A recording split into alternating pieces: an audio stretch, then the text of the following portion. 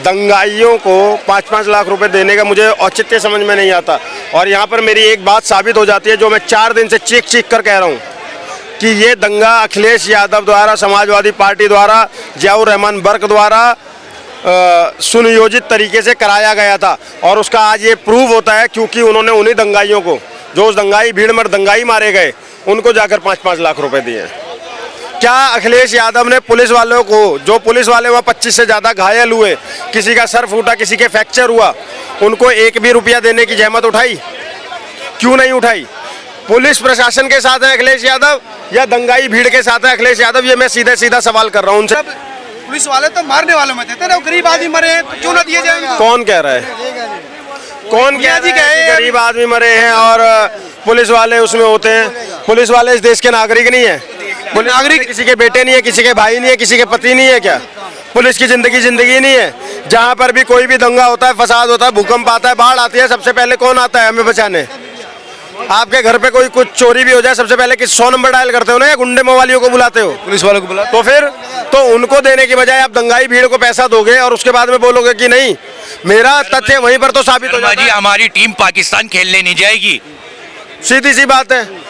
मैं भी विरोध करता हूँ, इसका नहीं जानी चाहिए। हमारी टीम आप तो पाकिस्तान छोड़ो, मैं यहाँ तक कहता हूँ हमारी भारत की टीम बांग्लादेश से भी मैच नहीं खेलना चाहिए, खेलेगी। बिल्कुल नहीं खेलना चाहिए। पॉलिटिक्स और डिप्लोमेटिक रिश्ते क्यों अलग अलग नहीं कर रहे हो आप? भाई साहब लिया है ना, मेरी बात सुनो। भाई साहब लिया है ना, संभल से पाकिस्तान में हमें आंखें दिखाते, हमें वो आंखें दिखाते, हम अपनी टीम को वहाँ भेजेंगे। आज हमारे प्रधानमंत्री से वो माफी मांगे, हम कुछ सोचेंगे इस बारे में। अखिलेश ने मरने वालों को 5-5 लाख रुपए दिए। किसको? वहाँ पे संभल में जो मरे। हमारे प्रधानमंत्री भी देखेंगे उनको, हमारे योगी जी भी देखेंगे वहाँ पे जाके। मौत को तो जस्टिफाई नहीं कर सकते ना, मौत हुई तो मौत कहेंगे नहीं कहेंगे? अरे क्यों जस्टिफाई नहीं करेंगे? आप पत्रकार हो, माइक लेकर मेरे सामने हो, तो आपको कोई गोली मारेगा क्या? नहीं मारेगा ना। लेकिन अब यहीं पर आप पत्थरबाजी करने लग जाओ, यहीं पर आप लाल किले पे चढ़कर पत्थरबाजी करो, तो आपको गोली नहीं मारी जाएगी?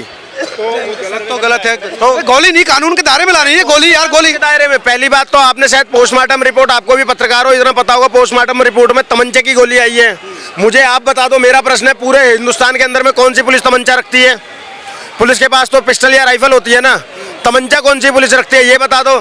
तमंचे की गोली से मौत हुई है और इतनी सारी वीडियो सामने है कि कई लड़के मुंह पर रुमाल बांधकर, कपड़ा बांधकर, हाथ में तमंचा ले लेकर उनकी फोटो वायरल हो रही है।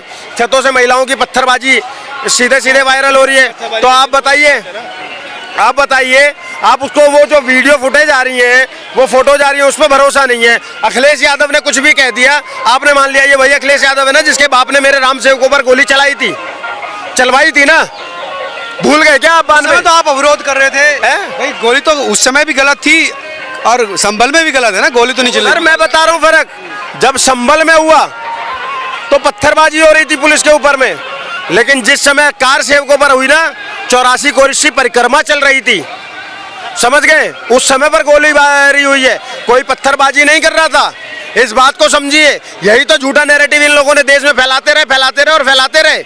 अब लेकिन नहीं चलेगा। अब सोशल मीडिया का जमाना, हर एक चीज बाहर आएगी और जो नहीं आएगी हम लाएंगे। हम भारत के जिम्मेदार नागरिक हैं, हम बहकने नहीं देंगे किसी को। यही तो बात है ना कि सच सामने आना चाहिए। सच क्या है कि वहाँ पर दंगाई मारे गए, किसने मारे? क्योंकि विपक्ष जो है वो कहता है कि पुलिस की वजह से मारे, पुलिस की गोली से मारे। यार बड़ा सिंपल सा प्रश्न है मेरा, बहुत सिंपल सा प्रश्न है, जवाब नहीं दूंगा आपकी बात का, प्रश्न है मेरा और उसमें आपका जवाब छुपा हुआ है। चाहे वो अपनी भीड़ में मारे गए हों किसी दंगाई की गोली से ही, चाहे वो पुलिस की गोली से मारे गए हों, मारा कौन गया? शरीफ नागरिक मारा गया क्या? दंगाई भीड़ थी ना। ये तो जांच के बाद पता चलेगा ना। अरे सर एक बात बताओ ना, दंगाई भीड़ थी ना वो, वहां पर जहां पर हजारों की संख्या में लोग पत्थरबाजी कर रहे हैं, वो 4 लड़के वहां क्या पूजा करने आए थे या नमाज अदा करने आए थे या क्या करने आए थे? बाजार में जा रहे थे। कर रहे हो, जहां पर पत्थरबाजी हो रही है वहां बाजार खुली होगी? अच्छा वो अजीब बात कर रहे हो। जहां पर अभी लाल किले के अंदर में ये बाजार लगी हुई है, यहाँ पर पत्थरबाजी होनी शुरू हो जाएगी तो क्या ये बाजार लगी रह जाएगी? कैसी बात कर रहे हो? हजारों लोग पत्थर मार रहे हैं और आप कह रहे हो बाजार लगी हुई। उनके घर वालों का ये कहना कि मेरा भाई सामान खरीदने गया था, मेरा भाई कुछ चीज खरीदने। उत्तर प्रदेश का एक डकैत अभी कुछ दिन पहले एनकाउंटर हुआ था, याद है? मंगेश यादव। उसकी माँ ने भी कहा था कि मेरा बेटा तो मुंबई में है। मान लो घर वालों की बात है, चोर की माँ कभी कहेगी मेरा बेटा चोर है? कहेगी? सीधी सी बात है ना। जब उसका एनकाउंटर हो गया तब कह रहे हैं कि भैया यहाँ था, भैया वहाँ था, भैया मुझे स्कूल छोड़ने गया था, उसकी बहन के ये बयान आ रहे थे। एक तो नाबालिग बच्चे थे उसमें जो भाई साहब बड़ी सीधी सी बात है, चाहे बच्चा नाबालिग हो, चाहे बालिग हो, चाहे बुजुर्ग हो, अगर आप देश के प्रशासन पर, सरकार पर पत्थरबाजी करोगे, देश की संपत्तियों को फूकोगे, जलाओगे, तो आप कोई भी हो, उसमें ये नहीं देखा जाएगा कि आप हिंदू हो या मुसलमान हो, आप सिर्फ दंगाई हो। जब आप दंगाई हो तो आपके खिलाफ कार्यवाही होगी ही होगी, और अगर कोई इस कार्यवाही का विरोध करता है तो वो भी डायरेक्ट इनडायरेक्ट दंगाई ही है। दंगाइयों का विरोध करने वाला दंगाई होता है, आतंकवादी का विरोध करने वाला आतंकवादी होता है, गुंडे का विरोध करने वाला गुंडा होता है। ये बात याद रखना। वो तो बात ठीक है, लेकिन ये अभी तक जब तक जांच में ये पता ना चल जाए कि दंगाई कौन थे, भड़काए किसने, मरने वाले कौन थे, तब तक तो उनको कम से कम आरोपी कहेंगे ना, दंगाई नहीं कह सकते। अरे तो आरोपी कहेंगे तो फिर 5 लाख रुपए देने की क्या जरूरत थी? आरोपी को कौन देता 5 लाख रुपए? आप बताओ मुझे। क्या वो अभी जांच नहीं हुई? आप ही की बात बड़ी कर देता हूँ, अभी तक जांच नहीं हुई ना। जांच कहाँ हुई? तो अभी फैसला नहीं आया ना वो दंगाई थे या नहीं थे। हालांकि ये जांच की जरूरत आप लोगों को है, क्योंकि हमारी तो आंखें खुली हुई है। सावन के अंधे को हरा हरा नजर आता है, हमें सब क्लियर नजर आता है, समझ गए। वहां पर दिख रहा है कि महिलाएं पत्थरबाजी कर रहे हैं, बच्चे पत्थरबाजी कर रहे हैं, बुढ़े पत्थरबाजी कर रहे हैं, और आप कह रहे हो कि जांच का विषय। अजीब, मतलब कौन सा चश्मा लगाकर आप लोग चलते हो यार, मुझे समझ में नहीं आता। मैं क्लियरली कह रहा हूँ कि वो दंगाई भीड़ थी, चाहे संभल हो चाहे हल्द्वानी हो, वो दंगाई भीड़ थी। और जब दंगाई भीड़ पर प्रशासन कार्यवाही कर रहा है, यार लोगों को अपने देश के कानून पर भरोसा नहीं है, और आप लोग संविधान बचाने की बातें करते हो।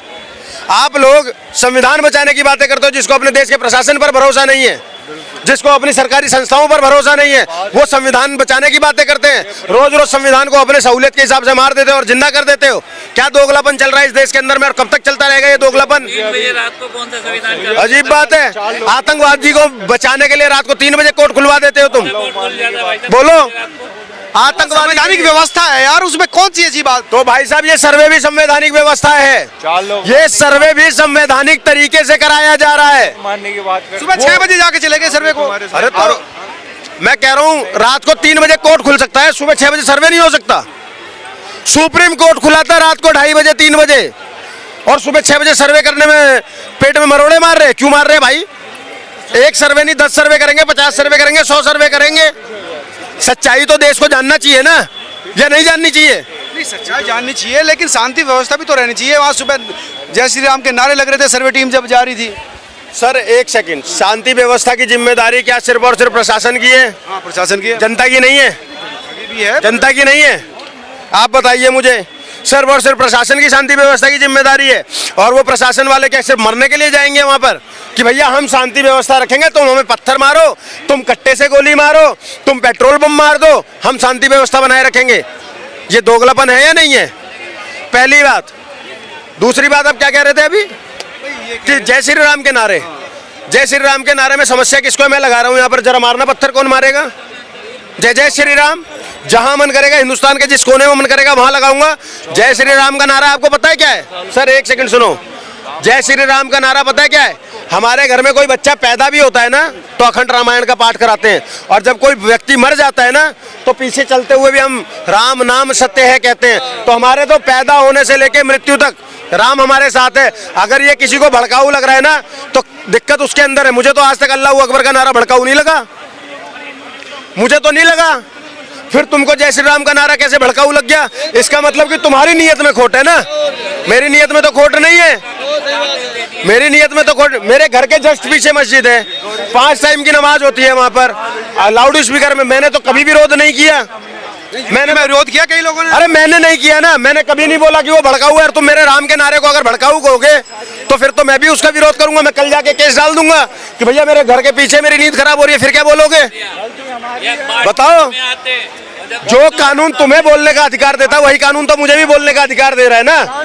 तुम मेरे राम को, मेरे कृष्ण को, मेरे शिव को, मेरे विष्णु को भड़काऊ नारा बताओगे और तुम सोचोगे हम तुम्हें कुछ ना कहें। भड़काऊ नारा है, अकबर का भड़काऊ नारा नहीं है, हैं? कौन सा नारा भड़काऊ है बताओ?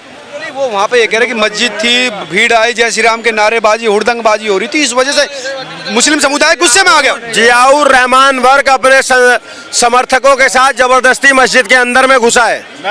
तो उस दिन था ही नहीं ना वहाँ, अरे कैसे नहीं था, प्रूव हो गया भाई साहब, वीडियो आ गई, संडे को नहीं था वहाँ पे। वीडियो आ गई। जियाउर रहमान वर्ग वहाँ पर मस्जिद में घुसकर अल्लाह अकबर के नारे लगा रहा था, नाराए तकबीर के नारे लगा रहा था। और आज आप लोग नारों की बात कर रहे हो साहब, वो नारा दंगाई था या नहीं था? जिस नारे को ये कहा गया था ला इलाहा इल्लल्लाह, और कश्मीर से ब्राह्मणों को भगा दिया गया था, गलत था वो। आप लोगों की हिम्मत नहीं होती है, क्यों नहीं होती, हम बोल की कि वो गलत था। सारे ब्राह्मण को वहाँ से और निकाल सुन लिया। लो, आज बांग्लादेश में कितने लोग बात कर रहे हो भाई साहब? इसी चांदनी चौक में आप चला रहे थे ना, Rafah Rafah Rafah, all eyes on Rafah, फिलिस्तीन समर्थन में। बांग्लादेश में इंसानियत मर गई है आपकी? बांग्लादेश में दोगले भड़वे हो गए हो सभी लोग कि यहाँ से 5000 किलोमीटर दूर तो तुम्हारे भाई हैं, और देश के हमारा पड़ोसी राज्य में जो पहले हमारा अभिन्न हिस्सा था, वहां पर जब हिंदू मारे जा रहे तो मुंह पर दही जम गई है। क्यों जम गई है भाई साहब? जो आज बांग्लादेश में हो रहा है, याद रखना वो कश्मीर में हो चुका है। और अगर भारत के लोग न जागे, नहीं जागे, सुन लो, खुलकर बोल रहा हूं, ये भारत के हर राज्य में होना शुरू हो जाएगा, ये याद रखना। अरे बांग्लादेश अलग राज्य है ना भाई, देश है अलग है। कश्मीर तो भारत था ना, कश्मीर तो भारत था ना, कश्मीर भारत था या नहीं था? कब हुआ था? मेरे जन्म से पहले 90-92 में हो गया। ने महापावर दे दिया कि कुछ नहीं था, होना चाहिए सबके हिंदू को, कोई भी दंगा बांग्लादेश निकल गए भारत से, अब भारत निकल जाएगा तो कहाँ जाएंगे भारत के लोग, ये बता दो मुझे।